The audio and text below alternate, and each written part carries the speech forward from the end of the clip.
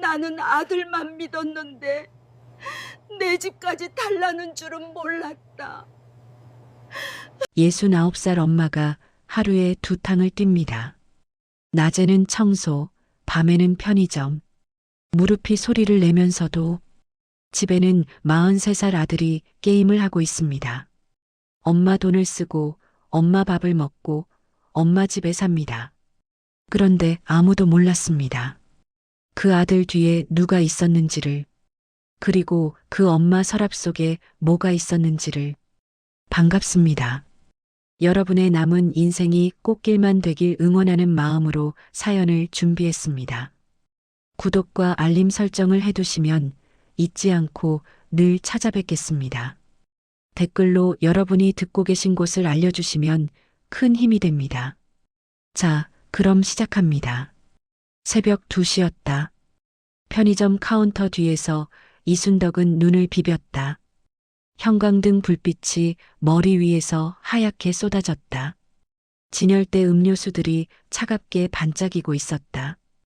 유리문 너머 골목에는 아무도 지나지 않았다. 경기도 외곽 동네라 새벽에는 손님이 뜸했다. 1시간에 2~3명 들어오면 많은 편이었다. 순덕은 카운터 의자에 등을 기댔다. 오른쪽 무릎이 욱신거렸다. 오늘 낮에 청소 용역 일을 하면서 계단을 12층 올랐다. 엘리베이터가 없는 노후 빌라였다. 무릎 연골이 다른 지 2년이 넘었다. 계단을 오를 때마다 뚜둑 소리가 났다. 처음에는 그 소리가 무서웠다. 지금은 익숙해져 버렸다. 익숙해지면 안 되는 소리인데 익숙해졌다. 오늘 하루를 순덕은 속으로 되짚었다. 아침 6시에 눈을 떴다. 재현밥을 차렸다. 냉장고에 반찬을 챙겨 넣었다. 국을 데워놓고 청소 용역 집합 장소로 나갔다. 오전 8시부터 오후 5시까지 쉬지 않고 일했다. 12개 층을 쓸고 닦았다. 퇴근하고 집에 돌아왔더니 재현이 소파에 누워 게임을 하고 있었다. 거실 바닥에 배달 용기가 2개 나뒹굴었다. 짜장면이었다. 아침에 순덕이 챙겨둔 반찬은 냉장고에 그대로 있었다. 손도 안 댄 것이었다. 순덕은 배달 용기를 주워버리고 씻고 2시간을 누웠다. 편의점 야간 알바가 밤 10시부터였다. 나가면서 재현한테 말했다. 냉장고에 국 있어. 데워 먹어. 재현은 대답하지 않았다. 화면에서 눈을 떼지 않은 채로 게임 패드를 두드리고 있었다. 순덕은 그 뒷모습을 한번 보다가 현관문을 닫았다. 문을 닫는 순간에도 재현은 아무 말을 하지 않았다. 편의점까지 걸어서 15분이었다. 밤바람이 차가웠다. 무릎이 찬 공기를 만나자 더 뻐근하게 당겼다. 순덕은 무릎 보호대를 차고 있었다. 작년 겨울에 산 것인데 탄성이 다 빠져서 헐렁해진 지 오래였다. 새 걸 사야 한다는 생각을 한 달에 한 번씩은 했다. 그런데 살 때마다 손을 멈췄다. 새 무릎 보호대 하나가 25,000원이었다. 25,000원이면 재현 식비 사흘치였다. 그러니까 순덕은 헐렁해진 보호대를 차고 오늘도 걸었다. 편의점 문을 열고 들어서자 명숙이 카운터에서 고개를 들었다.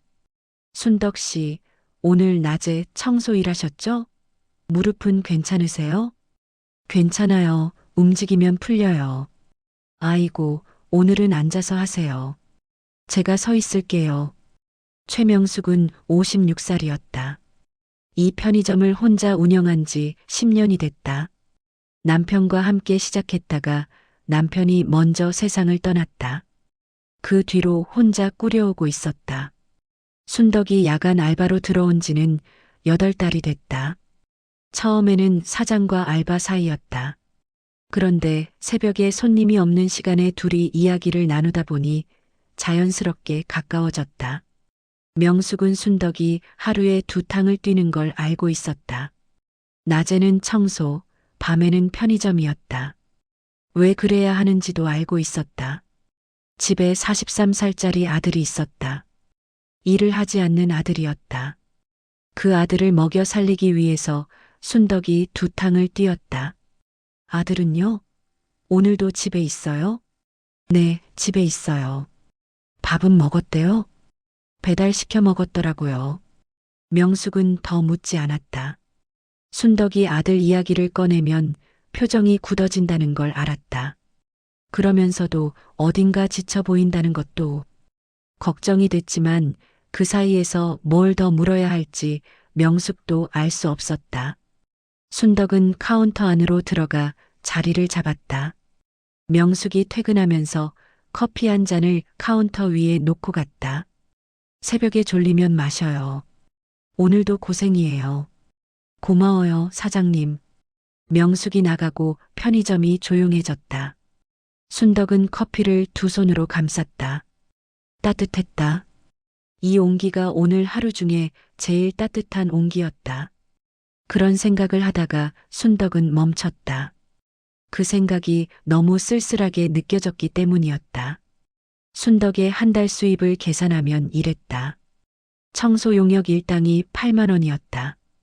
한 달에 15번 나가면 120만 원이었다. 편의점 야간이 일주일에 사흘이고 한 번에 4만 원이었다. 한 달에 50만 원 안팎이 됐다. 합치면 170만 원이었다. 거기서 월세 40만 원이 먼저 나갔다. 공과금이 15만 원이었다. 식비가 25만 원이었다. 순덕 당뇨약이 한 달에 3만 원이었다. 이달은 그 3만 원이 없어서 약을 끊었다. 의사가 절대 끊으면 안 된다고 했는데 끊었다. 재현한테 들어가는 돈이 한 달에 60만 원이 넘었다. 밥값이고 배달비고 가끔 달라고 할 때 주는 용돈이었다. 재현은 일을 하지 않았다. 10년째였다. 33세 사업이 망한 뒤로 손을 놓았다. 그때 순덕이 퇴직금 4천만 원을 털어서 재현한테 줬다. 재현이 다시 일어설 거라고 믿었다. 믿었다. 10년이 지났다. 재현은 일어서지 않았다. 순덕은 그 생각이 여기까지 오면 일부러 멈췄다. 더 가면 새벽에 잠을 못 잤다. 편의점 카운터에서 울면 안 됐다. 그래서 생각을 중간에 끊는 법을 배웠다. 언제부터 그게 됐는지 몰랐다. 나쁜 것도 익숙해진다는 게 이런 건가 싶었다. 손님이 들어오는 소리가 났다. 유리문이 열리면서 찬 바람이 들어왔다. 20대로 보이는 남자였다. 캔맥주를 집어들고 카운터로 왔다. 순덕은 자세를 잡고 웃음을 지었다. 어서 오세요. 바코드를 찍고 잔돈을 건넸다. 손님이 나가고 다시 조용해졌다. 그게 순덕이 매일 반복하는 일이었다. 웃음을 짓는 것, 어서 오세요를 말하는 것, 집에서 참은 것들을 카운터 뒤에서도 참는 것. 그날 새벽 4시였다. 손님이 끊겼다. 순덕은 진열대 유통기한을 확인하며 돌아다니다가 핸드폰을 꺼냈다. 알림이 하나 와 있었다. 재현한테서 온 문자였다. 엄마, 나 통장 좀 빌려줘. 급하게 쓸 데 있어. 순덕은 그 문자를 한참 들여다봤다.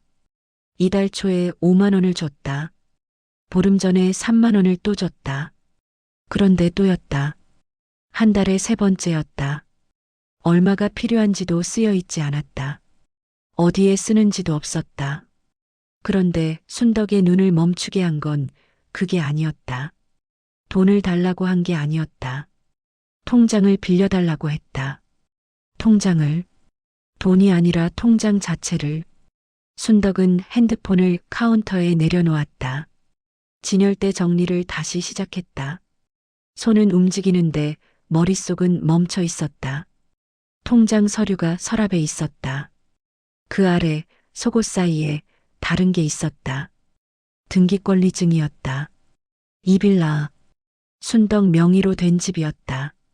남편이 죽기 전에 마련해준 집이었다. 8년 동안 순덕 혼자 지켜온 집이었다. 재현이 지금 그 집에서 살고 있었다. 재현이 그 집이 순덕 명의라는 걸 모를 리 없었다. 재현이 통장을 달라고 했다. 통장 서류 바로 옆에 등기권리증이 있었다. 그 두 가지가 순떡 머릿속에서 연결됐다. 말이 안 되는 생각일 수 있었다. 내 아들이 그럴 리 없다고 생각하고 싶었다. 그런데 순떡은 알고 있었다. 나쁜 일은 생각하지 않는다고 안 생기지 않았다. 이상 신호였다. 그날이 시작이었다. 아침 6시에 알바가 끝났다. 순덕은 편의점 문을 잠그고 걸어서 집으로 돌아왔다. 동이 트는 골목을 무릎을 짚으며 걸었다. 몸이 바닥까지 내려앉은 것 같았다. 어제 낮부터 지금까지 20시간 가까이 쉬지 않고 움직인 것이었다. 발이 무거웠다. 눈꺼풀도 무거웠다. 골목에 아침빛이 깔리기 시작했는데 그 빛이 예쁘다고 느낄 여유가 없었다. 현관문을 열었다. 재현은 소파에서 자고 있었다. 이불을 끌어다 덮고 누운 채로 코를 골고 있었다.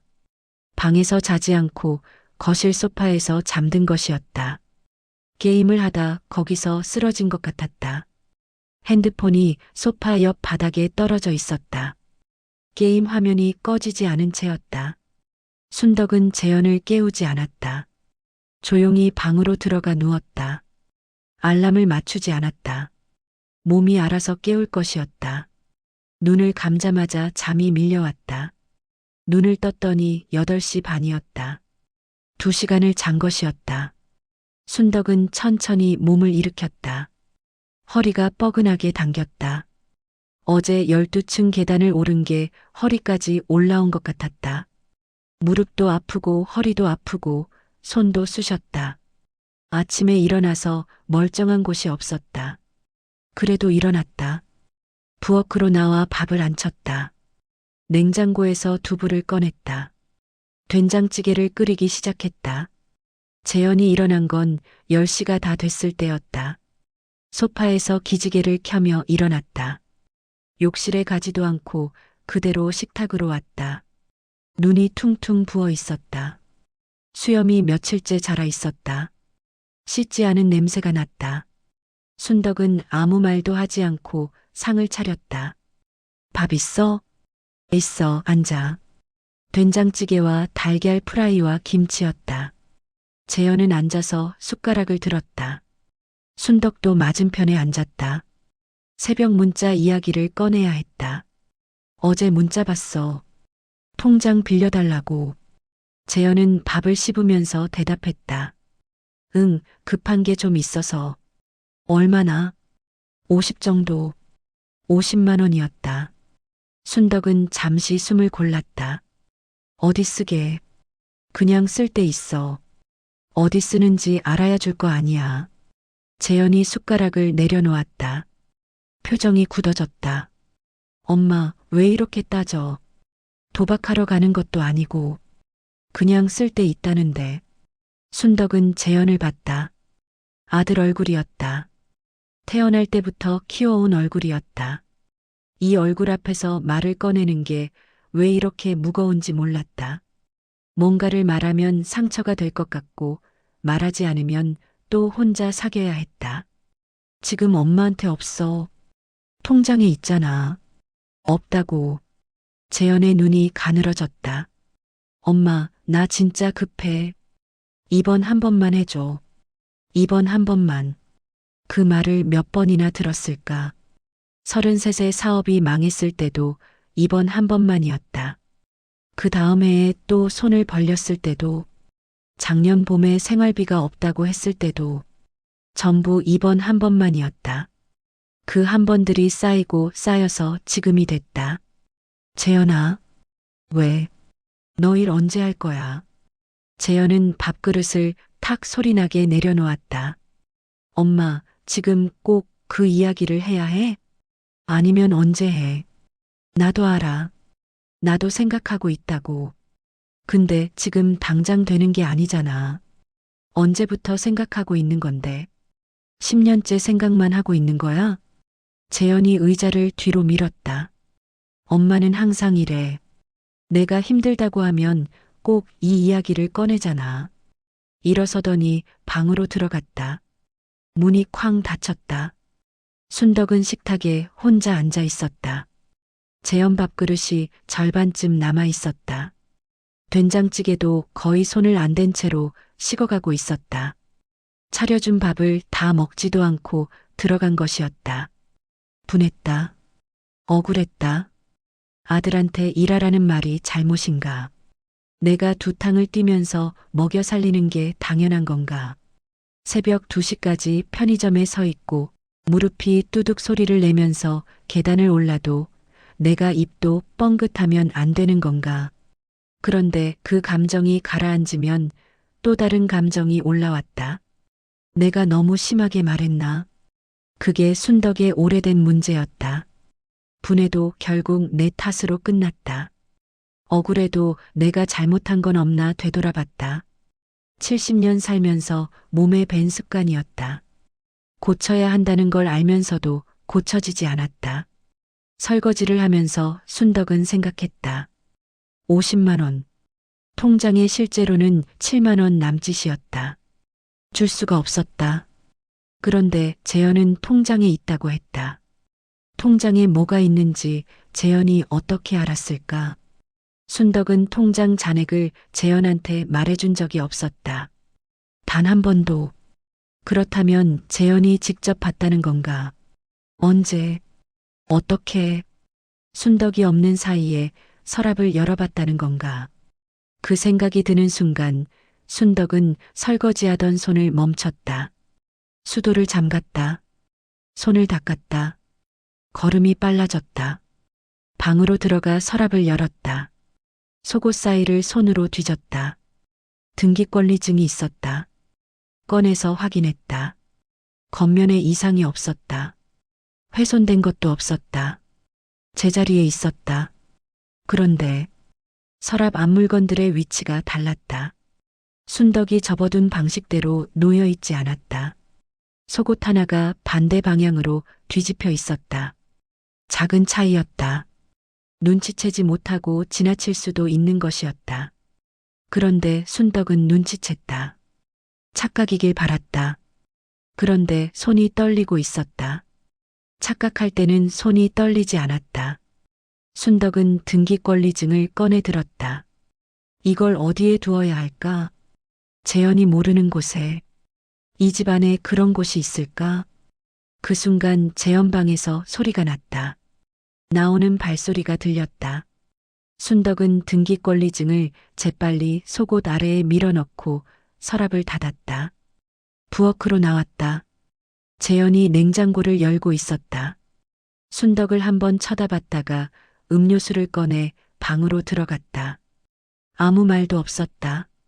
순덕은 그 뒷모습을 봤다. 저 아이가 내 서랍을 뒤진 걸까? 내 아들이. 내가 밥을 차려주고 배달비를 내주고 두 탕을 뛰면서 먹여 살리는 아들이. 믿고 싶지 않았다. 그런데 손이 아직도 떨리고 있었다. 그 주 내내 재현은 방에서 나오지 않았다. 밥을 차려줘도 들어가지 않았다. 아침에 순덕이 문 앞에 밥그릇을 놔두면 오후가 돼서야 꺼내갔다. 그마저도 절반쯤 먹고 다시 들여놓는 날이 많았다. 배달은 계속 시켰다.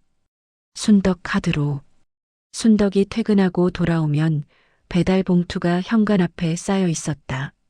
순덕은 그걸 치우면서 영수증을 봤다. 2만 5천 원. 3만 원.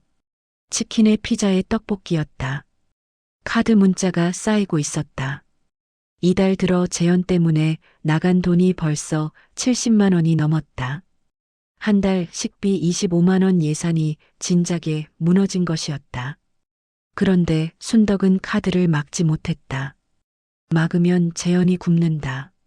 굶으면 내 탓이 된다. 그 생각이 손을 멈추게 했다. 목요일 아침이었다. 순덕이 청소 용역 일을 마치고 버스를 탔다. 핸드폰에 문자가 와 있었다. 카드사에서 온 문자였다. 이번 달 사용 한도의 80%를 초과했다는 알림이었다. 순덕은 그 문자를 읽고 핸드폰을 가방에 넣었다. 버스 창밖을 봤다. 한도가 80이면 앞으로 쓸 수 있는 금액이 얼마 안 됐다. 이번 달 편의점 월급이 들어오기 전에 한도가 막히면 어떻게 될까? 공과금은 자동이체였다. 공과금이 빠지는 날짜가 다음 주였다. 한도가 막히면 공과금 이체가 안 됐다. 그러면 전기가 끊겼다. 순덕은 눈을 감았다. 전기가 끊기면 재현 게임기가 꺼진다. 그러면 재현이 나올 것이다. 그런 생각을 잠깐 했다가 스스로 지웠다. 그런 식으로 생각하면 안 됐다. 집에 도착했다. 현관문을 열었다. 거실에 재현이 없었다.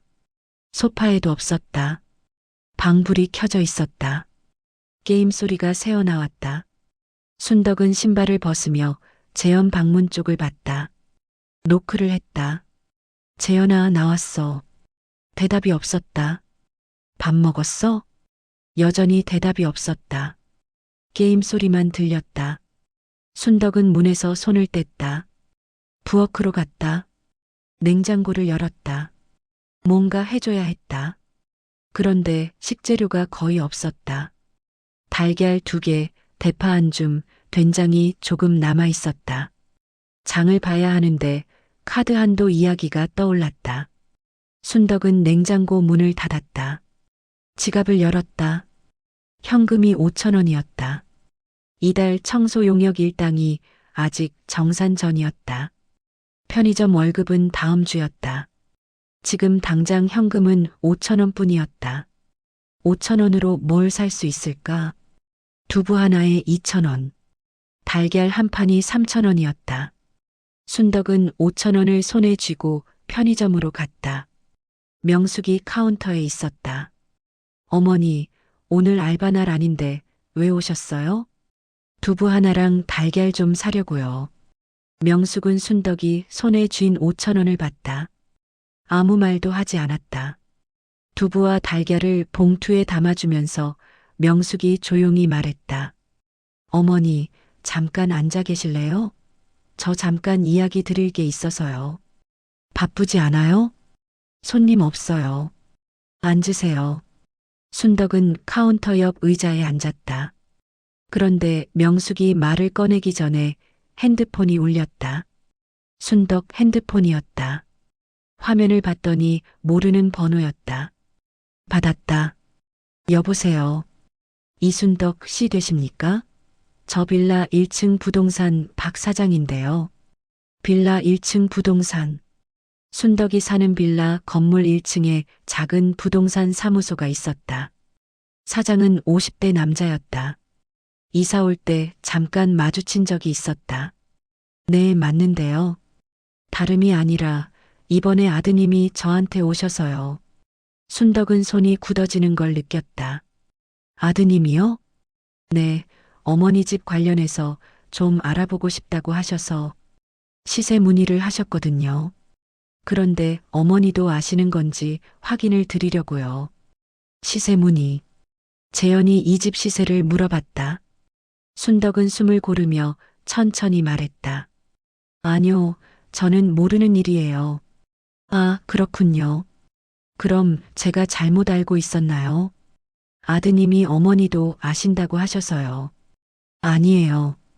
저는 모르는 일입니다. 전화를 끊었다. 명숙이 순덕을 보고 있었다. 순덕은 핸드폰을 무릎 위에 올려놓았다. 손이 떨렸다. 재현이 집 시세를 알아봤다. 순덕한테 말 한마디 없이. 그리고 부동산 사장한테 어머니도 안다고 했다. 거짓말을 한 것이었다. 아들이 거짓말을 했다. 이 집을 팔려는 건가? 아니면 다른 무언가를 하려는 건가? 무릎이 떨렸다. 다리가 떨렸다. 앉아 있는데도 몸이 흔들리는 것 같았다. 명숙이 물컵을 내밀었다. 말없이 순덕은 물을 한 모금 마셨다. 그날 저녁이었다. 순덕은 재현 방문 앞에 섰다. 노크를 2번 했다. 재현아, 나 할 말 있어. 잠시 후 방문이 열렸다. 재현이 나왔다. 게임을 하다 나온 것인지 눈이 충혈돼 있었다. 왜? 부동산에서 전화 왔어. 재현의 눈이 살짝 흔들렸다. 어떤 부동산? 1층에 있는 부동산. 내가 집 시세 알아봤다며. 재현은 잠시 말이 없었다. 그냥 알아본 거야. 궁금해서, 궁금해서? 요즘 집값이 어떤가 싶어서. 순덕은 재현을 봤다. 눈을 맞추려는데 재현이 시선을 피했다. 시선이 벽 쪽으로 갔다가 바닥으로 내려갔다. 재현아, 이 집 어떻게 할 생각이야? 무슨 소리야? 그냥 알아본 거라고. 부동산 사장한테 엄마도 안다고 했다며. 재현이 입을 열었다가 닫았다. 그게 그냥 말이 그렇게 나온 거야. 말이 그렇게 나온 거야. 순덕은 그 말을 듣고 더 이상 묻지 않았다. 물어봐야 나올 게 없었다. 재현은 이미 대답할 준비가 된 게 아니었다. 어떻게든 빠져나가려는 것이었다. 밥 먹어. 그 말만 하고 부엌으로 돌아갔다. 재현이 나오는 소리가 나지 않았다. 순덕은 혼자 밥을 먹었다. 된장찌개가 짰다. 소금을 잘못 넣은 것인지 아니면 눈물이 떨어진 건지 몰랐다. 확인하지 않았다. 그 주 금요일이었다. 순덕이 퇴근하고 오는 버스 안에서 경로당 친구 오 씨한테서 문자가 왔다. 순덕 씨, 오늘 경로당 오나요? 다 같이 있어요. 순덕은 오랜만에 들어오는 연락이었다. 경로당에 간 게 석 달이 넘었다. 아들 이야기가 나오는 게 싫어서 발길이 끊어진 것이었다. 갈까 말까 하다가 갔다. 경로당 문을 열고 들어서자 할머니 넷이 화투를 치고 있었다. 순덕을 보더니 반겼다. 어머, 이게 누구야? 순덕 씨 오랜만이네. 바빠서요. 앉아요, 앉아. 순덕은 자리에 앉았다. 잠깐 앉아있다 가려고 했다. 그런데 옆에 앉은 황 씨가 먼저 말을 꺼냈다. 순덕 씨, 요즘 아들은 어때요? 취직했어요? 아직이에요. 아이고, 40이 넘었는데. 우리 딸 직장 동료 아들도 40이 넘었는데 장가 못 가서 난리라더니. 그래도 걔는 직장은 다닌다던데. 직장은 다닌다던데. 그 말이 가슴에 꽂혔다. 순덕은 웃음을 유지했다. 뭐, 곧 될 거예요. 황 씨 옆에 있던 최 씨가 거들었다. 그나저나 순덕 씨, 혼자 다 감당하는 거 아니에요? 아들이 백수면 생활비는 어떻게 해요? 제가 벌고 있어요. 혼자요? 나이가 몇인데. 몸은 괜찮아요? 괜찮아요. 최 씨가 다른 할머니들을 둘러보며 말했다. 저럴 때 요양원을 생각해 봐야 해. 아들이 일도 안 하고 집에만 있으면 어머니만 고생하잖아. 요양원 가면 나라에서 지원도 해준다던데. 요양원. 그 단어가 순덕 귀에 박혔다. 내가 요양원에 가면 이 집은 어떻게 되나? 재현이 혼자 남으면. 그 생각이 꼬리를 물었다. 재현이 집 시세를 알아봤다. 요양원 이야기가 나왔다. 순덕 머릿속에서 두 가지가 연결됐다. 재현이 순덕을 내보내려는 건가? 억울했다. 분했다. 수치스러웠다. 경로당에서 나온 건 5분도 안 됐을 때였다. 더 앉아있을 수가 없었다. 집으로 돌아오는 골목에서 순덕은 걸음을 멈췄다. 다리가 더 이상 움직이려 하지 않았다. 경로당에서 들은 말들이 머릿속에서 맴돌았다. 직장은 다닌다던데. 요양원을 알아봐야지. 순덕은 골목 담벼락에 등을 기댔다. 잠깐만 서 있으면 됐다. 하늘이 어두워지고 있었다. 바람이 찼다. 결정을 해야 했다. 등기권리증을 이 집 안에 두면 안 될 것 같았다. 다른 곳으로 옮겨야 했다. 그런데 어디로? 순덕 혼자서는 알 수 없었다. 혼자서는 안 됐다. 그날 밤 순덕은 처음으로 명숙에게 전화를 해야겠다고 생각했다. 다음 날 아침이었다. 순덕은 청소 용역 일을 마치고 편의점으로 향했다. 알바 날이 아니었다. 그런데 발길이 거기로 갔다. 퇴근하고 집으로 바로 가는 게 무서웠다. 재현 방문 앞을 지나는 게, 소파에 쌓인 배달 봉투를 치우는 게, 아무 말도 못하는 게 무서웠다. 그래서 편의점으로 먼저 갔다. 명숙이 카운터에서 순덕을 보더니 눈이 커졌다. 어머니, 오늘 쉬시는 날 아니에요? 잠깐만 앉아도 될까요? 물론이죠, 앉으세요. 명숙은 카운터 안쪽 의자를 끌어다 줬다. 따뜻한 캔 음료 하나를 내밀었다. 순덕은 그걸 받아주며 천천히 말을 꺼냈다. 어제 있었던 일을 순서대로 이야기했다. 부동산에서 온 전화, 재현 방문 앞에서 나눈 대화, 경로당에서 들은 말들. 명숙은 끝까지 들었다. 중간에 끊지 않았다. 표정이 굳어졌다 풀렸다 하면서도 입을 열지 않았다. 순덕이 다 이야기하고 나서 잠시 침묵이 흘렀다. 그러다 명숙이 말했다. 어머니, 어제 제가 드리려던 이야기가 있었는데요. 뭔데요? 며칠 전에 재현 씨가 여기 편의점에 왔어요. 순덕은 명숙을 봤다. 재현이 편의점에 왔다. 방에서 나오지 않던 아이가 집 밖으로 나왔다.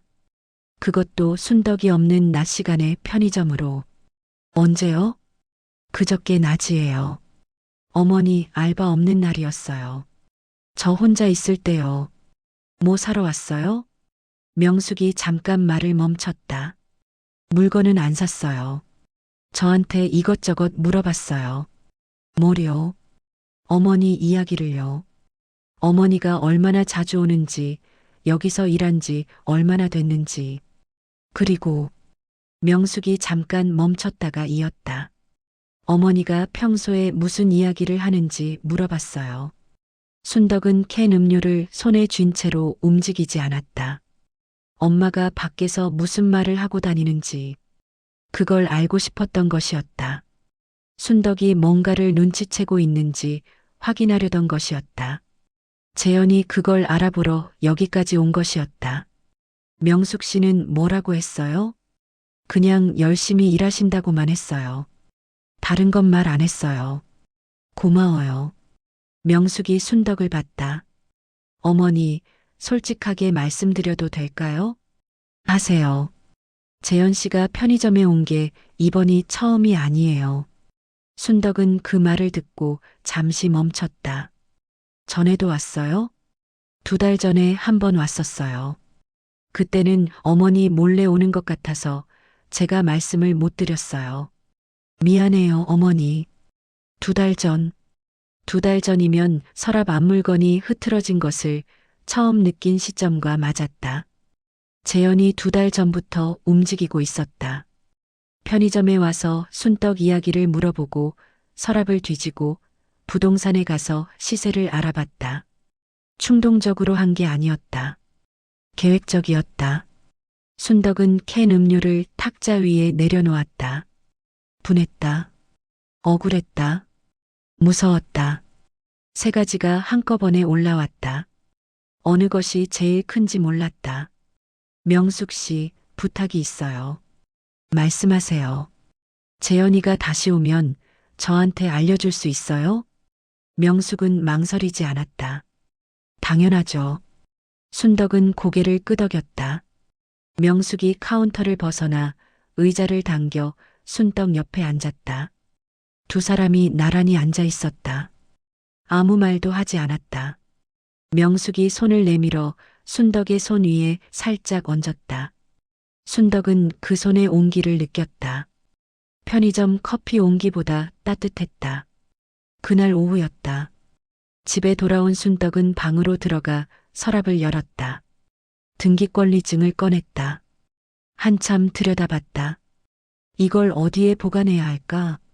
집 안은 안전하지 않았다. 재현이 이미 서랍을 뒤진 것 같았다. 순덕은 한참 생각하다가 코트를 꺼냈다. 코트 안쪽 주머니에 등기권리증을 접어 넣었다. 코트를 옷장 제일 안쪽에 걸었다. 재현이 뒤질 가능성이 가장 낮은 곳이었다. 완전하지는 않았다. 그런데 지금 당장은 그게 최선이었다. 방에서 나오는데 재현 방문이 열렸다. 재현이 나왔다. 순덕을 봤다. 어디 갔다 왔어? 잠깐 나갔다 왔어. 재현이 부엌으로 가서 냉장고를 열었다. 음료수를 꺼내 마시면서 순덕 쪽을 봤다. 엄마, 나 할 말 있어. 뭔데? 나 여자친구 생겼어. 순덕은 멈췄다. 여자친구. 재현한테 여자친구가 있었다. 언제부터? 좀 됐어. 바로 말하기가 그랬어. 엄마가 어떻게 반응할지 몰라서. 순덕은 재현을 봤다. 표정을 읽으려 했다. 재현은 이번에는 시선을 피하지 않았다. 눈을 맞추고 있었다. 어떤 사람이야? 38이야. 착한 애야. 회사 다녀. 순덕은 잠시 말이 없었다. 여자친구가 생겼다는 게 좋은 소식일 수 있었다. 재현이 마음을 잡는 계기가 될 수도 있었다. 그런데 기쁘지 않았다. 집 시세를 알아보고 서랍을 뒤지고 편의점에 와서 엄마 동태를 살핀 다음에 꺼내는 여자친구 이야기였다. 그 사람 여기 온 적 있어? 재현이 잠깐 멈췄다. 아니, 한 번도 없어. 순덕은 고개를 끄덕였다. 알았어. 더 묻지 않았다. 재현은 방으로 들어갔다. 순덕은 혼자 서 있었다. 재현이 거짓말을 하고 있었다. 그게 얼마나 큰 거짓말인지는 아직 알 수 없었다. 그런데 한 가지는 알았다. 이 이야기가 이제 다른 방향으로 흘러가고 있었다. 여자친구. 그 사람이 이 집과 어떻게 연결돼 있는지, 재현과 그 사람이 무엇을 계획하고 있는지 답을 알게 될 것이었다. 순덕은 코트가 걸린 옷장 쪽을 봤다. 등기권리증이 그 안에 있었다. 지켜야 했다. 그 주 화요일 낮이었다. 순덕이 청소 용역 일을 마치고 버스를 기다리는데 명숙한테서 문자가 왔다. 어머니, 재현 씨 지금 편의점에 왔어요. 순덕은 그 문자를 읽고 버스 정류장 벤치에 그대로 서 있었다. 오늘도 알바 날이 아니었다. 재현이 순덕이 없는 시간을 골라서 오는 것이었다. 두 번째였다. 2달 사이에 두 번째였다. 순덕은 문자를 보냈다. 명숙 씨, 재현이 뭐 물어보는지 들어줄 수 있어요? 저 금방 갈게요. 답장이 왔다. 네 어머니 오세요. 순덕은 버스를 놓쳤다. 다음 버스를 탔다.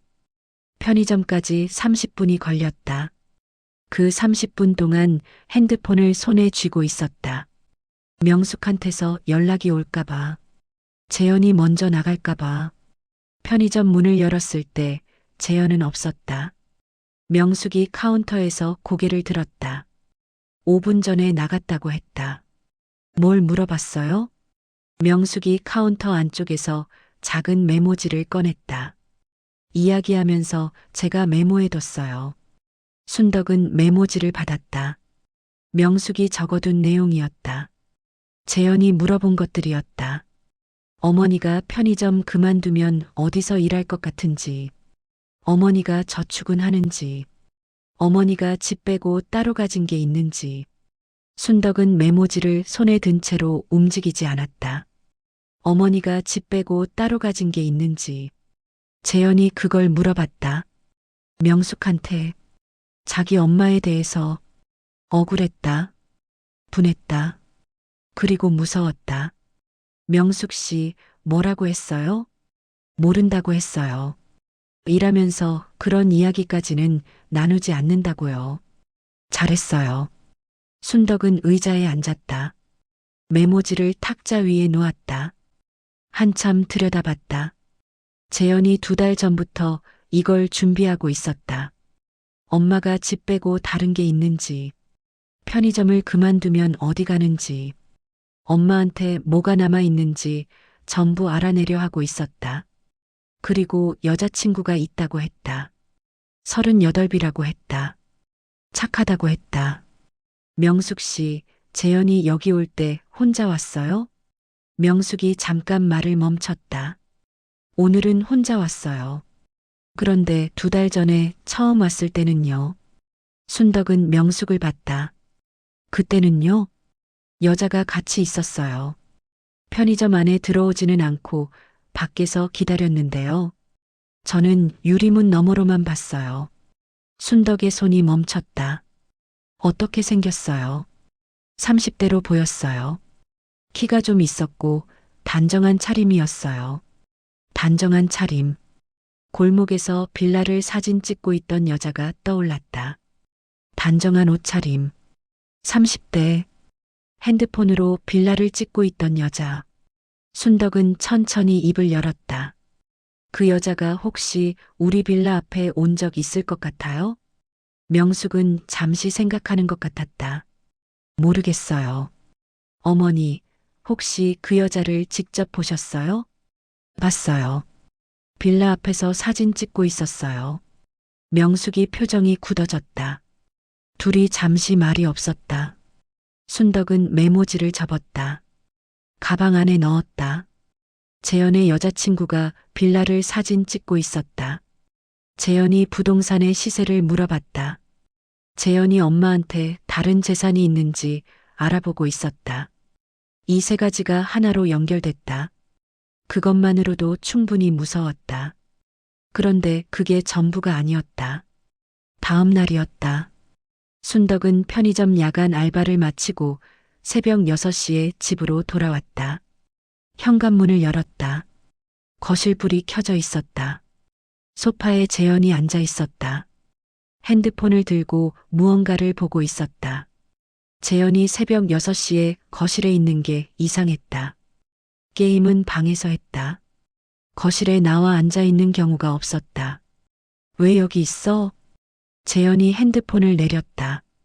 순덕을 봤다. 그냥 못 잤어. 밥은 안 먹었어. 순덕은 부엌으로 들어갔다. 밥을 데웠다. 국을 올렸다. 재현이 식탁으로 왔다. 앉았다. 숟가락을 들었다. 그런데 재현이 먹다가 말고 물었다. 엄마, 이 집 나중에 어떻게 할 거야? 순덕은 국그릇을 내려놓았다. 무슨 말이야? 아니, 나중에 엄마가 못 살게 되면 어떻게 하냐고. 요양원이라도 가면 이 집이 비잖아. 요양원. 경로당에서 들은 말이었다. 그 말이 재현 입에서도 나왔다. 내가 요양원을 왜 가? 나중에 몸이 안 좋아지면 어쩔 수 없잖아. 아직은 멀쩡해. 지금은 그렇지. 근데 준비는 해놔야 하지 않나? 순덕은 재현을 봤다. 준비. 재현이 그 단어를 썼다. 요양원 준비. 그런데 그 준비가 누구를 위한 건지 순덕은 알 것 같았다. 재현아. 응. 여자친구가 이 집에 들어오고 싶은 거야? 재현의 숟가락이 멈췄다. 갑자기 무슨 말이야? 내가 요양원 가면 이 집 어떻게 할 거냐고 물어보잖아. 그래서 묻는 거야. 엄마 걱정해서 하는 말이잖아. 여자친구가 이 집 보고 싶다고 했지? 재현이 숟가락을 내려놓았다. 엄마, 왜 그런 말을 해? 빌라 앞에서 사진 찍던 여자 봤어. 내 여자친구지?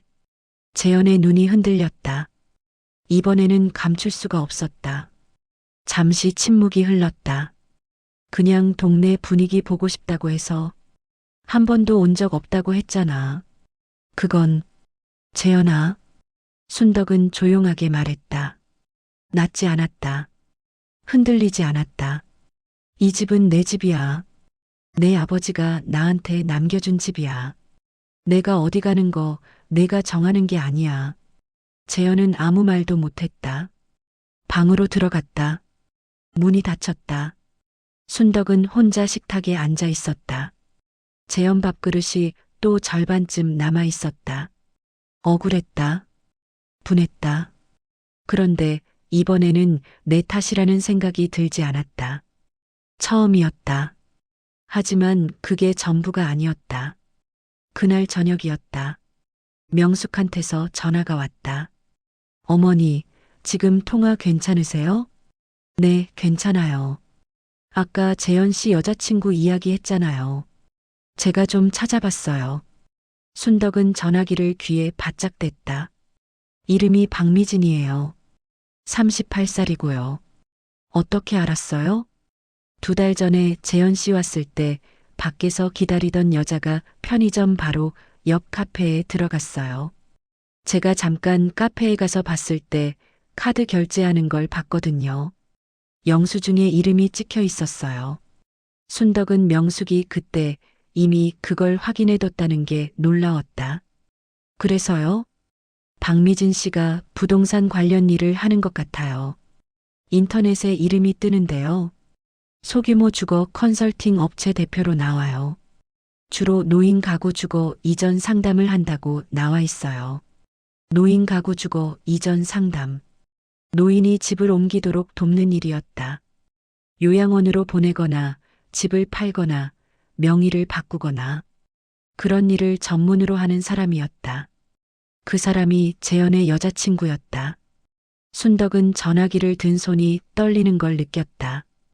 우연이 아니었다. 재현이 그 사람을 만난 게 우연이 아니었다. 아니면 그 사람이 재현을 찾아온 것이었다. 재현처럼 나이 든 어머니를 모시고 사는 무직 남성을 찾아서 어느 쪽이든 결과는 같았다. 순덕을 이 집에서 내보내는 것이었다. 억울했다. 아들이었다.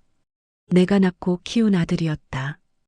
퇴직금 4천만 원을 털어준 아들이었다. 당뇨약을 끊으면서 밥을 차려주던 아들이었다.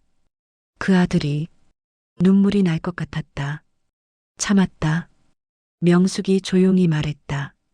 어머니, 이제 어떻게 하실 거예요? 순덕은 잠시 생각했다. 명숙 씨, 저 도움이 필요해요. 말씀하세요, 어머니. 박미진이라는 사람 더 알아볼 수 있어요?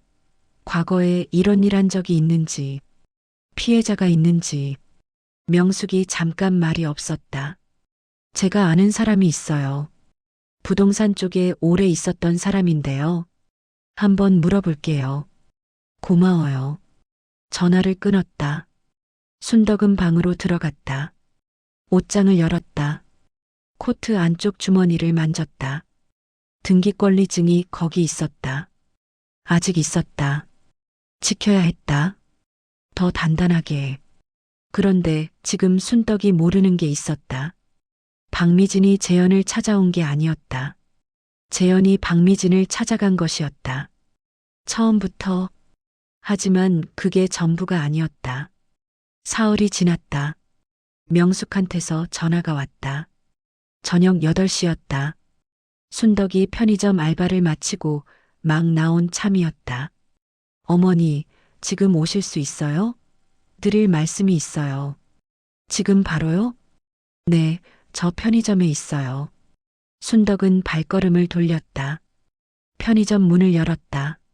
명숙이 카운터 안에 있었다. 그런데 옆에 낯선 남자가 있었다. 50대 후반으로 보이는 남자였다. 정장은 아니었지만 단정한 차림이었다. 명숙을 보더니 일어섰다. 어머니, 제 아는 분이에요. 부동산 업계에서 오래 일하셨고요. 박미진 씨 관련해서 아시는 게 있다고 해서요. 남자가 고개를 숙였다. 이창수라고 합니다. 명숙 씨한테 이야기 듣고 왔어요. 셋이 카운터 옆 공간에 자리를 잡았다. 창수가 먼저 입을 열었다. 박미진 씨, 제가 알아요. 업계에서 이름이 좀 알려진 사람이에요. 어떤 사람이에요? 노인 가구 주거 이전 전문이라고 하는데 실제로는 다른 방식으로 일해요. 주로 이런 식이에요. 혼자 사는 노인이 있는 집을 찾아요. 그 집에 성인 자녀가 있으면 더 좋고요. 자녀를 먼저 접촉해요. 어머니를 요양원에 보내면 집을 어떻게 할 수 있는지 설명해줘요. 명예 이전이라든가 매각 대리라든가. 명예 이전, 매각 대리. 그러면 재현이가 먼저 그 사람을 찾아간 거예요? 창수가 고개를 끄덕였다. 그게 아니에요, 어머니. 박미진 씨 쪽에서 먼저 접근하는 경우가 많아요. 어디선가 정보를 얻어요. 독거 노인이거나 사실상 혼자 사는 노인이 있는 집, 성인 자녀가 백수거나 경제적으로 어려운 집을 찾아요. 그리고 그 자녀한테 먼저 연락을 해요. 순덕은 조용히 물었다. 재현이한테 먼저 연락이 간 거예요? 그랬을 가능성이 높아요. 재현 씨가 어디서 그 사람을 알게 됐는지 확인이 되면 더 확실해지겠지만요. 순덕은 손을 무릎 위에 올려놓았다. 재현이 박미진을 좋아하게 된 게 아니었다. 박미진이 재현에게 먼저 접근한 것이었다. 어머니 집을 이용하기 위해서. 재현이 그걸 알면서 따라간 건지 모르고 이용당한 건지는 아직 몰랐다. 피해 사례가 있어요? 창수가 메모지를 꺼냈다. 2건 있어요. 경기도 쪽에서요. 둘 다 어머니 집 명의가 자녀한테로 넘어간 케이스예요. 한 분은 요양원 들어가셨고 한 분은 지금 원룸에 혼자 계세요. 원룸. 자기 집이 있었는데 원룸에 혼자 사는 것이었다. 억울했다. 분했다. 수치스러웠다. 그 3가지가 한꺼번에 올라왔는데 이번에는 다른 감정이 그 위에 얹혔다. 결단이었다. 창수 씨, 제가 그 사람을 직접 만날 수 있을까요? 박미진을. 창수가 명숙을 봤다. 명숙이 순덕을 봤다. 어머니, 왜요? 증거가 필요해요. 그 사람이 뭘 하려는지 직접 확인하고 싶어요. 명숙이 잠시 생각하다가 말했다. 어머니, 제가 한 가지 방법이 있어요. 명숙이 제안한 방법은 이랬다. 순덕이 먼저 박미진한테 연락을 한다. 아들한테 여자친구가 있다는 걸 알게 됐다고 한다. 한번 만나보고 싶다고 한다. 그 자리에서 박미진이 어떻게 나오는지 확인한다. 어머니가 약한 척 하시는 거예요. 요양원도 고려하고 있다고. 집 정리도 생각해보고 있다고. 그러면 그 사람이 본색을 드러낼 거예요. 순덕은 그 말을 들으며 생각했다. 약한 척? 70년 살면서 약한 척을 해본 적이 없었다. 아들한테도 남편한테도 누구한테도. 참는 것과 약한 척은 달랐다. 참는 건 했어도 약한 척은 하지 않았다. 그런데 지금은 해야 했다. 그 자리에 명숙 씨도 같이 있어줄 수 있어요? 당연하죠. 창수 씨도요? 창수가 고개를 끄덕였다. 제가 한 가지 더 도와드릴 수 있어요. 녹음이요. 순덕은 창수를 봤다. 녹음이요? 박미진 씨가 하는 말을 녹음해두면 나중에 증거가 돼요. 핸드폰 녹음 기능으로 충분해요. 순덕은 잠시 생각했다. 내가 할 수 있어요? 명숙이 순덕 손에 핸드폰을 들어줬다. 제가 알려드릴게요. 어머니. 그날 순덕은 편의점에서 1시간을 더 있었다. 명숙이 핸드폰 녹음 방법을 알려줬다. 어떤 말을 해야 박미진이 본색을 드러내는지 셋이 같이 생각했다. 집으로 돌아오는 길이었다. 골목에 바람이 불었다. 순덕은 코트 깃을 세웠다. 코트 안쪽 주머니에 손을 넣었다. 등기권리증이 거기 있었다. 이 종이 한 장을 지키는 것이었다.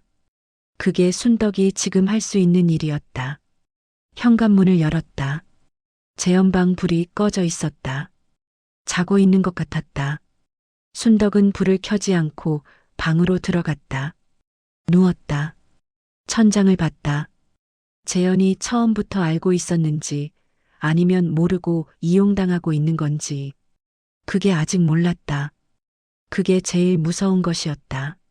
알고 있다면 아들이 엄마를 배신한 것이었다. 모르고 있다면 아들이 나쁜 사람한테 이용당하고 있는 것이었다. 어느 쪽이든 순덕이 먼저 알아야 했다. 눈을 감았다. 내일 박미진한테 연락을 해야 했다. 다음 날 오전이었다.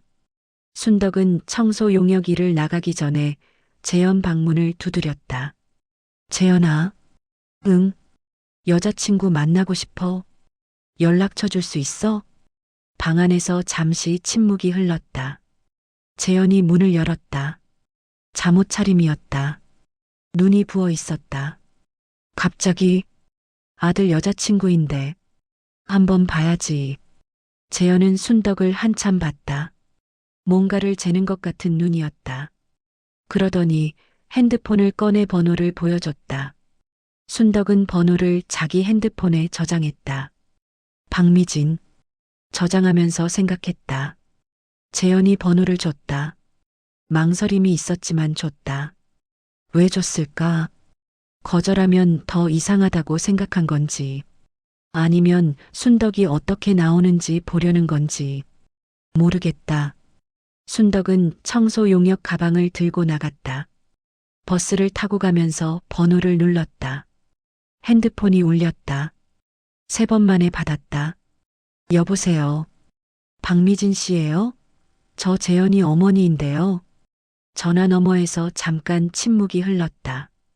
그러다 목소리가 부드러워졌다. 아, 어머니. 재현 씨한테 말씀 많이 들었어요. 한번 만나보고 싶어서요. 괜찮으면 이번 주에 시간이 돼요? 물론이죠, 어머니. 제가 맞춰드릴게요. 목소리가 너무 부드러웠다. 너무 빠르게 된다고 했다. 준비가 돼 있던 사람의 대답이었다. 순덕은 전화를 끊고 명숙한테 문자를 보냈다. 이번 주 목요일로 잡았어요. 답장이 왔다. 알겠어요, 어머니. 저랑 창수 씨도 같이 갈게요. 준비해요. 버스가 달렸다. 순덕은 창밖을 봤다. 이번 주 목요일이었다. 사흘이 남았다. 사흘 안에 박미진이 무엇을 원하는지, 재현이 어디까지 알고 있는지 확인해야 했다. 그리고 등기권리증을 끝까지 지켜야 했다.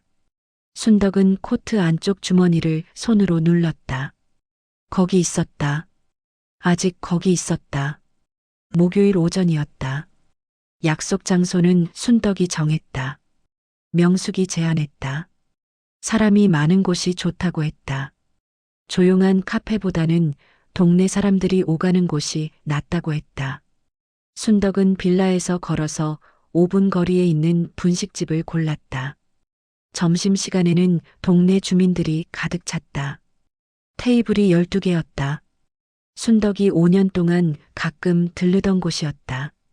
아는 얼굴들이 있는 곳이었다. 약속 시간은 오전 11시였다. 순덕이 먼저 들어가 구석 쪽 테이블에 앉았다. 핸드폰 녹음 버튼을 미리 눌러뒀다. 명숙이 알려준 방식대로였다. 핸드폰을 가방 안에 넣었다. 가방 지퍼를 살짝 열어뒀다. 소리가 잘 잡히도록. 명숙은 2 테이블 건너에 앉았다. 창수는 입구 쪽 자리를 잡았다. 셋 다 서로 모르는 사람처럼 앉아 있었다. 11시 5분이 됐다. 박미진이 들어왔다. 골목에서 빌라 사진을 찍던 그 여자였다. 단정한 검은 코트를 입고 있었다. 머리를 깔끔하게 묶었다. 화장이 옅었다. 첫인상이 단정하고 신뢰감이 있어 보였다. 순덕은 그 첫인상이 계산된 것이라는 걸 알았다. 박미진이 순덕을 보고 웃으며 걸어왔다. 어머니, 안녕하세요. 저 미진이에요. 왔어요. 앉아요. 박미진이 맞은편에 앉았다. 메뉴판을 잠깐 봤다가 내려놓았다.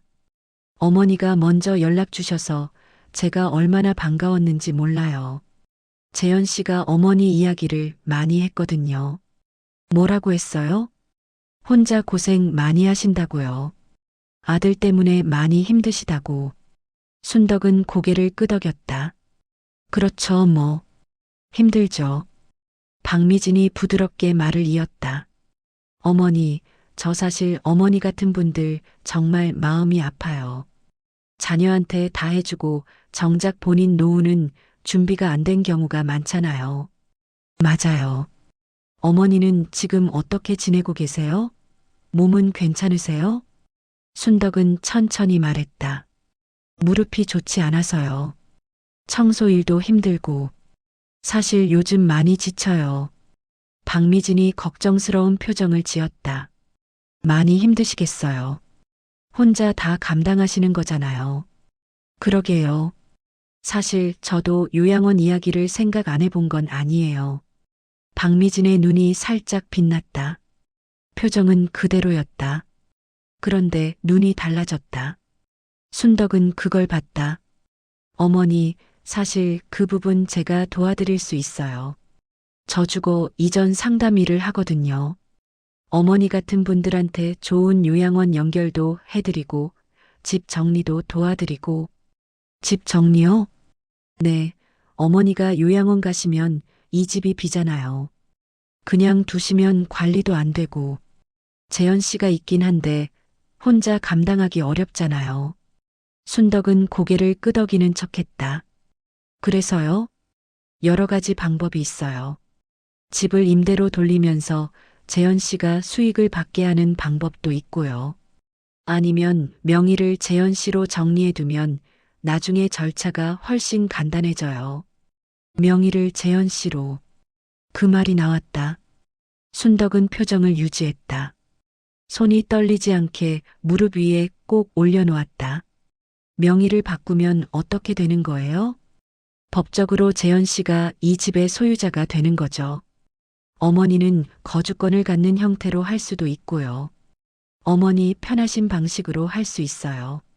거주권. 자기 집에서 거주권을 갖는 형태. 그 말이 무슨 뜻인지 순덕은 알았다. 집은 재현 것이 되고 순덕은 세입자처럼 사는 것이었다. 그러다 요양원에 가면 그것도 없어지는 것이었다. 그게 어머니한테도 좋고 재현 씨한테도 좋은 거예요. 세금도 절약되고요. 박미진의 목소리는 여전히 부드러웠다. 걱정하는 척, 도와주는 척이었다. 순덕은 잠시 생각하는 척했다. 근데 제가 잘 몰라서요. 명의를 바꾸려면 서류가 필요하지 않나요? 네, 어머니 인감이랑 등기권리증이 필요해요.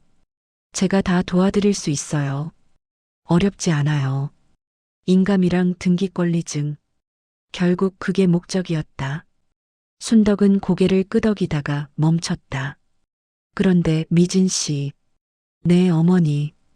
이거 재현이 부탁한 거예요. 아니면 미진 씨가 먼저 재현이한테 제안한 거예요?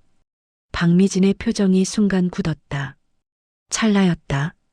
금방 웃음으로 가렸다. 재현 씨랑 같이 생각한 거예요. 어머니 걱정이 돼서요. 그래요. 순덕은 가방에서 핸드폰을 꺼냈다. 녹음을 멈추지 않은 채로 화면이 보이지 않게 뒤집어 탁자 위에 놓았다. 그리고 박미진을 봤다. 미진 씨, 나 한 가지만 물어볼게요.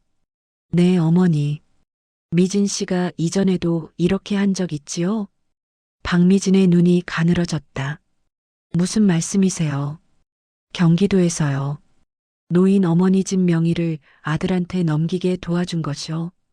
그 어머니 지금 원룸에 사시는 거 알아요? 박미진의 얼굴이 달라졌다. 부드럽던 표정이 사라졌다. 저 그런 적 없어요.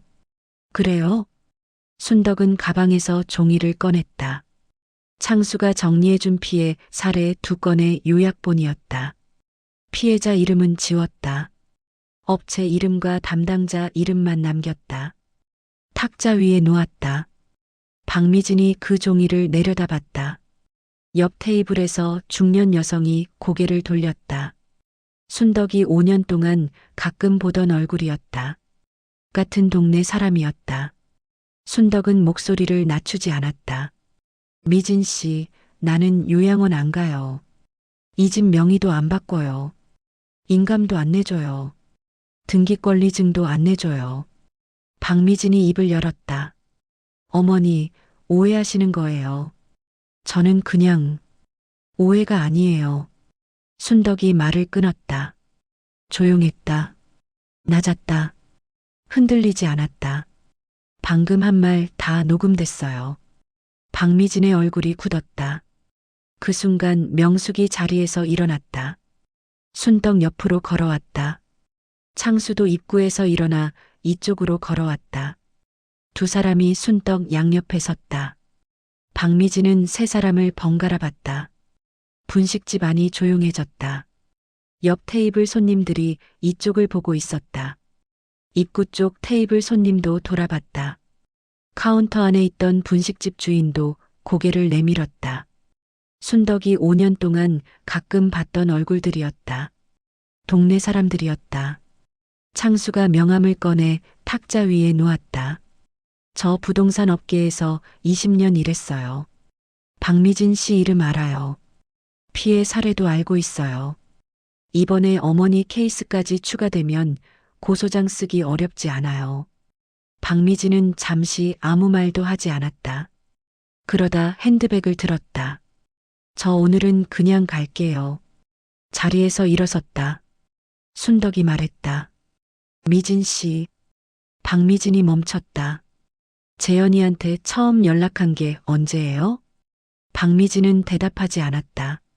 분식집 문을 열고 나갔다. 유리문 너머로 빠르게 걷는 뒷모습이 보였다.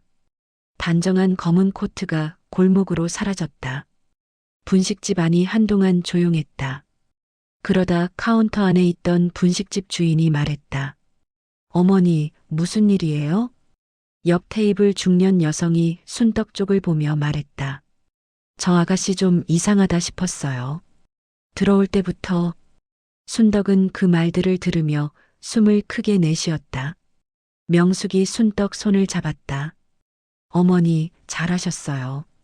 순덕은 그 손을 잡았다. 꼭. 그런데 아직 끝난 게 아니었다. 재현이 남아 있었다. 분식집에서 집으로 돌아오는 길이었다. 순덕은 명숙, 창수와 헤어지고 혼자 골목을 걸었다.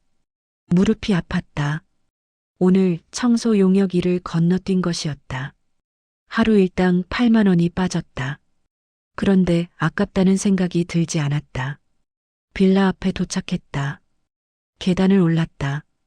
현관문 앞에서 잠시 멈췄다. 들어가면 재현이 있을 것이었다. 재현한테 뭔가 말해야 했다. 그런데 무슨 말을 해야 할지 몰랐다. 화를 내야 하나? 울어야 하나? 아니면 그냥 아무 말도 하지 말아야 하나? 현관문을 열었다. 재현이 소파에 있었다.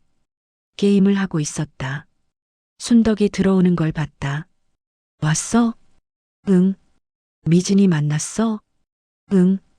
순덕은 신발을 벗으면서 말했다. 재현아, 오늘 미진이 만나서 이야기 다 들었어. 재현의 게임 패드 소리가 멈췄다. 뭔 이야기? 진명에 바꾸자는 이야기. 요양원 이야기. 인감이랑 등기권리증 내달라는 이야기. 재현이 화면에서 눈을 뗐다. 순덕을 봤다. 엄마, 그건 그냥. 재현아. 순덕이 소파 맞은편에 앉았다. 재현을 봤다.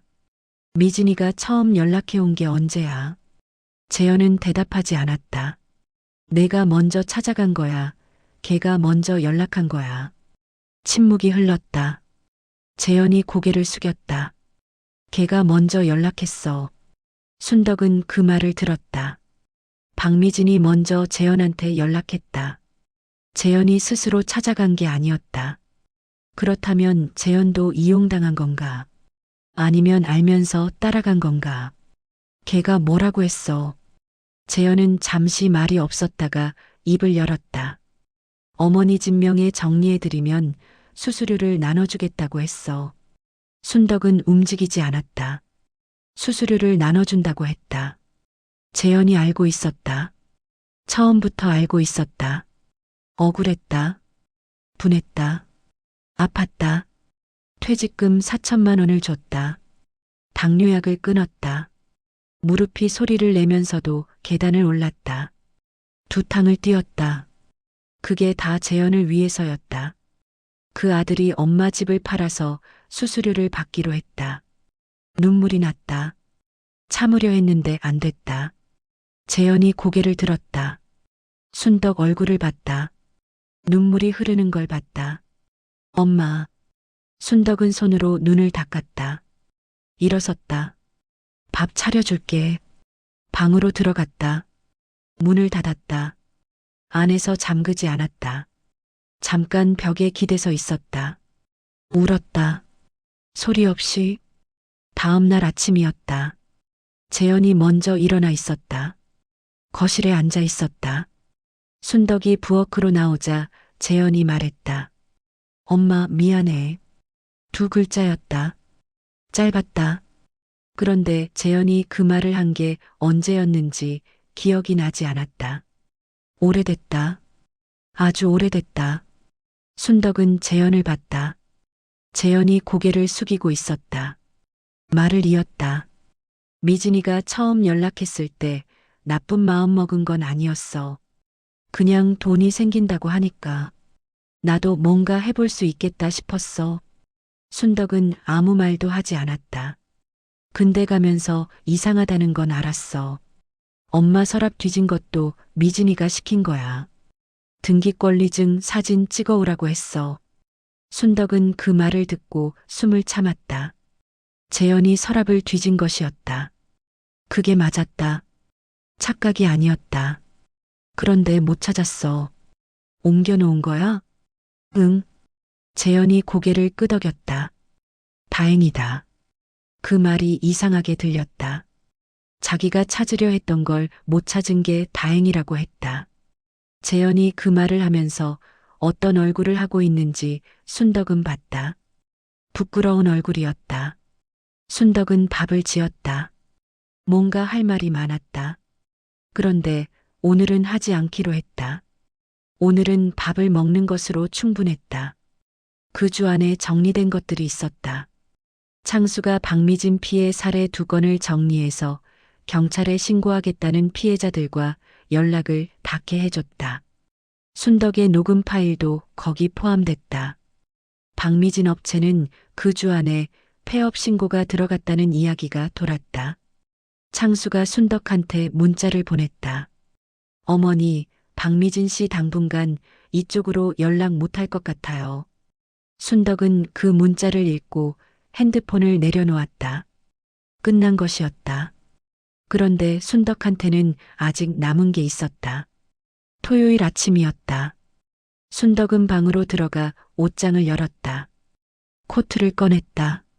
안쪽 주머니에서 등기권리증을 꺼냈다. 한참 들여다봤다. 이 종이 한 장을 지키기 위해서 2달이 넘는 시간이 걸렸다. 명숙이 있었다. 창수가 있었다. 그 사람들이 없었으면 혼자서는 안 됐다. 순덕은 등기권리증을 들고 방에서 나왔다. 거실에 재현이 있었다. 소파에 앉아 있었다. 게임이 아니었다. 그냥 앉아 있었다. 순덕은 재현 앞에 앉았다. 등기권리증을 탁자 위에 올려놓았다. 재현이 그걸 봤다. 이게 뭐야? 등기권리증이야. 이 집 서류. 재현이 순덕을 봤다. 왜 꺼내? 내가 봐야 할 것 같아서. 재현은 등기권리증을 봤다. 만지지는 않았다. 어머니 이름으로 돼 있잖아. 응, 내 이름으로 돼 있어. 내 아버지가 나한테 남겨준 거야. 내가 죽을 때까지 내 것이야. 재현은 아무 말도 하지 않았다. 재현아, 응, 나 요양원 안 가. 이 집 안 팔아. 명의도 안 받고. 그거 알아도. 재현이 고개를 끄덕였다. 알아. 그리고 나는 아직 일할 수 있어. 무릎이 아프고 허리가 아파도 아직 일할 수 있어. 알아. 그러니까 내가 일어서야 해. 나한테 기대면 안 돼. 내가 언제까지 버텨줄 수 있는지 모르니까. 재현은 고개를 더 깊이 숙였다. 순덕은 등기권리증을 다시 집었다. 이번에는 서랍에 넣지 않았다. 속옷 아래에도 넣지 않았다. 코트 주머니에도 넣지 않았다. 부엌 찬장 안에 있는 그릇 사이에 넣었다. 가장 잘 보이는 곳에. 숨기지 않았다. 재현이 그걸 봤다. 아무 말도 하지 않았다. 그게 지금은 충분했다. 일주일이 지났다. 박미진한테서는 연락이 없었다. 재현도 그 이름을 다시 꺼내지 않았다. 순덕도 꺼내지 않았다. 둘 다 그 이름을 입에 올리지 않은 채로 일주일이 흘렀다. 달라진 게 있었다. 재현이 아침에 일어나는 시간이 조금 빨라졌다. 전에는 10시가 넘어야 나왔다. 이번 주에는 9시 전에 나온 날이 2번 있었다. 밥도 조금 더 먹었다. 배달을 시키지 않은 날도 있었다. 순덕이 차려놓은 밥을 그냥 먹었다. 작은 것들이었다. 눈에 띌 듯 말 듯한 것들이었다. 그런데 순덕은 그걸 다 봤다. 수요일 저녁이었다. 순덕이 편의점 알바를 마치고 집에 돌아왔다.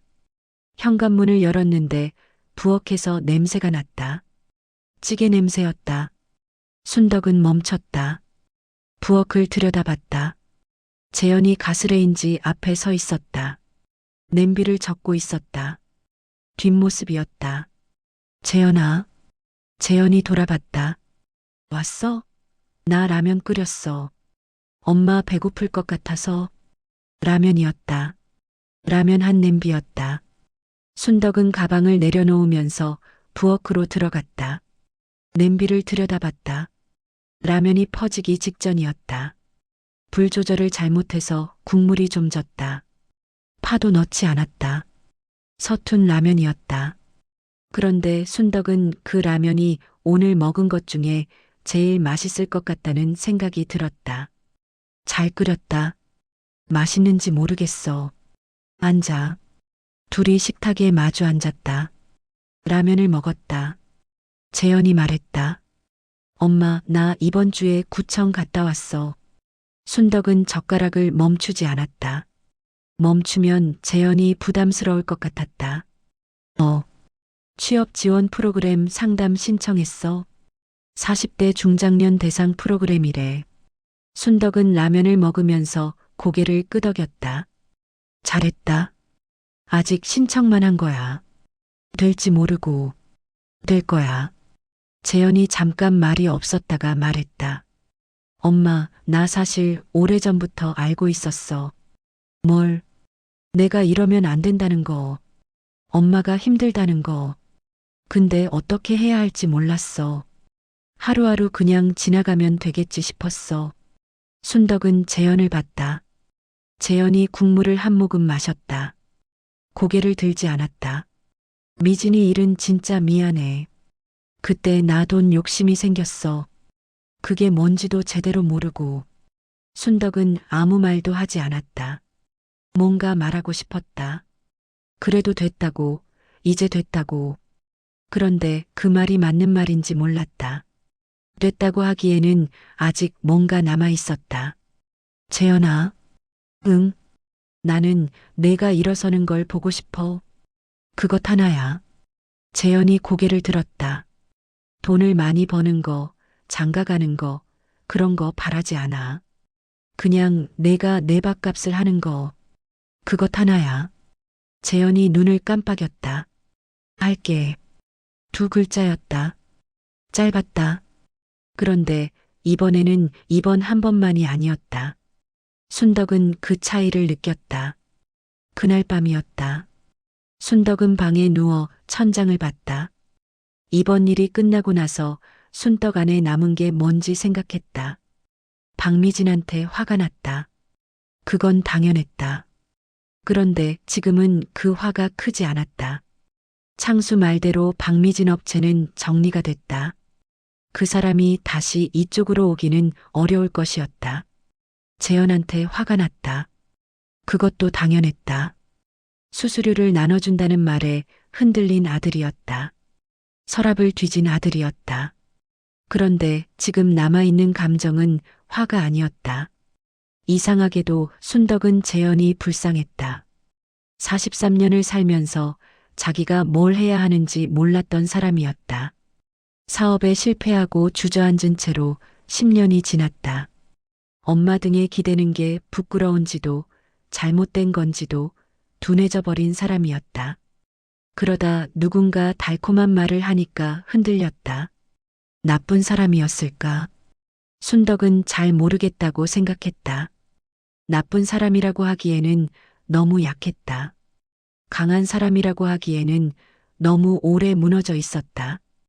그냥 아들이었다. 순덕이 낳고 키운 아들이었다. 다음 날 아침이었다. 순덕이 부엌에 나오니 재현이 먼저 일어나 있었다. 8시였다. 재현이 냉장고를 열고 있었다. 뭐해? 달걀 있나 봐서. 프라이 하려고. 내가 해. 내가 할게. 재현이 달걀을 꺼냈다. 프라이팬을 올렸다. 달걀을 깨 넣었다. 한 면이 너무 익었다. 뒤집다가 노른자가 터졌다. 아. 재현이 멋쩍게 웃었다. 순덕은 그 웃음을 봤다. 언제 마지막으로 저 웃음을 봤는지 기억이 나지 않았다. 멋쩍은 웃음. 실패하고 나서 짖는 소년 같은 웃음이었다. 괜찮아. 터진 거 더 맛있어. 재현이 접시에 담았다. 순덕 앞에 놓았다. 둘이 마주 앉아 밥을 먹었다. 순덕은 밥을 먹으면서 생각했다. 이 사람이 일어설 수 있을까? 43살이 넘어서 취업 프로그램 신청 하나 했다고 달라질 수 있을까? 모르겠다. 장담할 수 없었다. 그런데 오늘 아침에 달걀 프라이를 하려고 했다. 그게 어제까지 없었던 일이었다. 그걸로 지금은 충분했다. 그런데 순떡 안에 한 가지 결정이 남아 있었다. 점심때였다. 순덕은 방으로 들어갔다. 찬장에서 등기권리증을 꺼냈다. 그리고 가방을 들고 나갔다. 재현이 물었다. 어디가? 잠깐 나갔다 올게. 버스를 탔다. 법무사 사무소로 갔다. 창수가 알려준 곳이었다. 믿을 수 있는 법무사라고 했다. 법무사 사무소 문을 열었다. 40대 여성 법무사가 맞아줬다. 순덕은 자리에 앉았다. 등기권리증 관련해서 상담하러 왔어요. 어떤 부분이요? 이 집을 지키는 방법이요. 내 명의로 계속 두되 누군가 손댈 수 없게 하는 방법이요. 법무사가 설명을 시작했다. 신탁 등기 방법이 있었다. 본인 명의를 유지하면서 임해 처분을 막는 방법이었다. 비용이 들었다. 많지는 않았다. 순덕은 그 설명을 다 들었다. 얼마예요? 30만 원 안팎이에요. 30만 원. 한 달에 5만 원씩 6달을 모은 돈이었다. 당뇨약을 끊으면서 모인 돈이었다. 순덕은 잠시 생각했다. 그리고 말했다. 해주세요. 서류에 서명했다. 등기권리증을 맡겼다. 사무소를 나오면서 순덕은 생각했다. 완전한 복수는 아니었다. 박미진을 감옥에 보내는 것도 아니었다. 재현을 몰아내는 것도 아니었다. 그냥 이 집을 지키는 것이었다. 누구도 건드릴 수 없게. 그걸로 충분했다. 버스를 탔다. 집으로 돌아오는 버스 안에서 순덕은 창밖을 봤다. 봄이 오고 있었다. 골목 담벼락 아래에 개나리가 조금씩 피어나고 있었다. 순덕은 그 노란 꽃을 봤다. 5년 전에도 저 꽃이 피었다. 10년 전에도 피었다. 남편이 살아있을 때도 피었다. 그리고 올해도 폈다. 한 달이 지났다. 재현은 취업 지원 프로그램에 참여하기 시작했다. 일주일에 2번 구청 취업센터에 나갔다. 처음 나간 날 저녁에 돌아와서 아무 말도 하지 않았다. 다음 날도 아무 말이 없었다. 그런데 그 다음 주에도 나갔다. 그 다음 주에도 빠지지 않았다. 배달 횟수가 줄었다. 순덕 카드로 시키는 배달이 이달 들어 3번이었다. 전달에는 12번이었다. 순덕은 세고 있었다. 세는 게 습관이 됐다. 어느 아침이었다. 새벽 5시 반에 눈을 떴다. 알람이 울리기 전이었다. 천장을 봤다. 곰팡이 자국이 없었다. 이달 초에 재현이 혼자 지웠다. 표백제를 사와서 말하지 않고 그냥 지웠다. 순덕이 퇴근하고 왔더니 없어져 있었다. 아무 말도 하지 않았다. 고맙다고 하면 재현이 부담스러울 것 같았다. 순덕은 몸을 일으켰다. 허리가 뻐근했다. 무릎도 욱신거렸다. 달라진 게 없었다. 몸은 여전했다. 오늘도 파스를 붙여야 했다. 부엌으로 나갔다. 달걀을 꺼냈다. 프라이팬을 올렸다. 그런데 재현방 문이 열렸다. 8시도 안 된 시간이었다. 재현이 나왔다. 머리가 헝클어져 있었다. 아직 눈이 부어 있었다. 일찍 일어났네. 취업센터 가는 날이야. 오전 프로그램이 있어. 밥 먹고 가. 응. 둘이 마주 앉아 달걀 프라이와 밥을 먹었다. 재현이 밥을 다 먹었다. 그릇이 깨끗이 비었다. 일어서면서 말했다. 엄마, 나갔다 올게. 그래. 조심히 다녀와. 재현이 신발을 신었다. 현관문을 열었다. 계단을 올라가는 발소리가 들렸다. 순덕은 그 발소리를 들었다. 위로 올라가는 발소리였다. 지상으로 올라가는 발소리였다. 순덕도 일어섰다. 유니폼을 챙겼다. 명찰을 달았다. 가방을 들었다. 찬장을 열었다. 등기권리증이 없었다. 법무사 사무소에 맡긴 것이었다. 신탁 등기가 완료되면 돌려준다고 했다. 아직 시간이 좀 걸린다고 했다. 찬장이 비어 있었다. 그런데 이상하게도 그 빈자리가 불안하지 않았다. 맡긴 것이었다.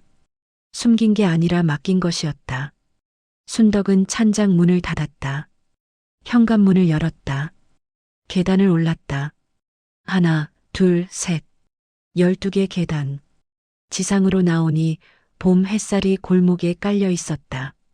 보라색 목도리를 고쳐 맸다. 남편이 사준 목도리였다. 실이 풀린 곳이 있었다. 언제 한번 꿰매야 했다. 정류장까지 걸어갔다. 버스를 기다렸다.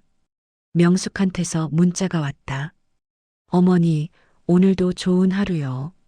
순덕은 웃으면서 답장을 보냈다. 고마워요, 사장님. 버스가 들어왔다. 순덕은 올라탔다. 자리에 앉았다. 창밖으로 봄이 보였다. 골목 담벼락 아래 개나리가 노랗게 피어 있었다. 지난달보다 더 많이 폈다. 순덕은 그 꽃을 보다가 생각했다. 재현이 언제 일자리를 구할지 몰랐다. 구할 수 있을지도 장담할 수 없었다. 무릎이 언제까지 버텨줄지도 몰랐다. 당뇨약을 다시 먹어야 했다. 이달 월급이 들어오면 제일 먼저 약을 사러 가야 했다. 달라진 게 없었다. 그런데 오늘 아침에 재현이 먼저 일어났다. 밥을 다 먹었다. 나갔다 올게 라고 했다. 그게 달라진 것이었다. 작은 것이었다. 그런데 작지 않았다. 버스가 달렸다. 창밖 풍경이 흘렀다. 순덕은 가방을 무릎 위에 올려놓았다. 가방 안에 핸드폰이 있었다. 녹음 파일이 저장돼 있었다. 박미진이 했던 말들이 다 들어 있었다. 창수한테 복사본을 보내뒀다. 혹시 모를 때를 위해서였다. 순덕은 창밖을 보면서 생각했다. 이렇게 사는 사람이 나 말고 또 있을 것이었다. 혼자 벌면서 다 감당하는 사람이. 아들 때문에, 딸 때문에, 가족 때문에 자기 노후를 뒤로 미루는 사람이. 그 사람들한테 묻고 싶었다. 당신은 어디까지 버텼나요? 그리고 버티고 나서 뭐가 달라졌나요? 순덕은 아직 모르겠다고 생각했다. 한 달밖에 지나지 않았다. 재현이 달라지고 있는지도, 진짜 달라질 수 있는지도 아직 몰랐다. 그런데 오늘 아침만은 괜찮았다. 오늘 아침 재현의 발소리가 위로 올라갔다. 그걸로 오늘 하루는 충분했다.